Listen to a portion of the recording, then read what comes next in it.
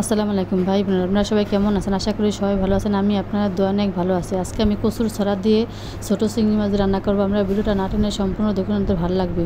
কচুর ছড়া ধুয়ে চুলায় বসিয়ে দিলাম। এবার দিয়ে দেবো পানি দিয়ে এবার একটা ঢাকনা দিয়ে ঢেকে দেবো। এবার ঢাকনা উঠিয়ে নাড়া দিয়ে দেবো।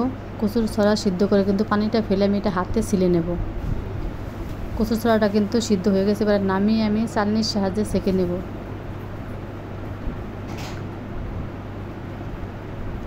কচুর ছড়াটা কিন্তু সেঁকে নেওয়া শেষ। এবার রান্নার জন্য একটি কড়াই বসিয়ে দিলাম। দিয়ে দিলাম রান্না করার তেলটা গরম হয়ে গেছে। এবার দিয়ে দেবো চিংড়ি মাছ। তেলে আমি হালকাভাবে চিংড়ি মাছটা ভেজে নেব। এবার দেব সামান্য লবণ। চিংড়ি মাছটা কিন্তু ভেজে নেওয়া শেষ। এবার পেঁয়াজ বাটা দিয়ে দেব।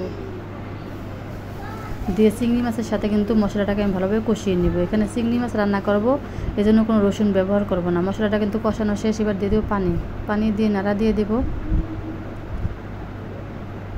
এবার দেব 1 চামচ হলুদের গুঁড়ো, 1 চামচ মরিচের গুঁড়ো। হলুদ মরিচটাকে মশলার সাথে আমি কষিয়ে নেব। মশলাটা কিন্তু আমার কষানো শেষ।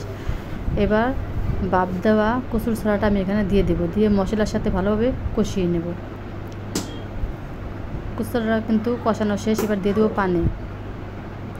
পানি দিয়ে নাড়া দিয়ে দেবো। ভাই বোনেরা, বড় চিংড়ি মাছের থেকে কিন্তু ছোটো চিংড়ি মাছের যেটাই রান্না করেন ওইটা কিন্তু স্বাদটা একটু অন্যরকম পাওয়া যায়। এবার দিয়ে দেবো লবণ। এটার স্বাদে কিন্তু অন্যরকম ছোটো চিংড়ি মাছের। ঢাকনা দিয়ে ঢেকে দেব। এবার ঢাকনা উঠিয়ে নাড়া দিয়ে দেব। ভাই বোনেরা, কচুর ছড়া দিয়ে চিংড়ি মাছের রান্নাটা যদি আমি ভালো একটা লাইক দিয়ে সাবস্ক্রাইব করে চ্যানেলটার সাথে থাকেন বিভিন্ন রান্না দেখার জন্য। ছোটো চিংড়ি মাছ দিয়ে কচুর ছড়া রান্নাটা কিন্তু আজকে আমি এখানে শেষ করলাম। সবাই ভালো থাকুন, সুস্থ থাকুন। আল্লাহ হাফেজ।